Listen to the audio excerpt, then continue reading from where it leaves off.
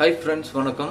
நாம் அப்லோட் பண்ண வீடியோஸை பார்த்துட்டு ஒரு மேடம் வந்து பார்த்தீங்கன்னா நம்மளை ஃபாலோ பண்ணி அவங்க வந்து பார்த்தீங்கன்னா இப்போது யூஜிடி ஆஃப் ஜுவாலஜியில் எக்ஸாமில் வந்து பார்த்திங்கன்னா பாஸ் பண்ணியிருக்காங்க. 93 மார்க் எடுத்திருக்காங்க.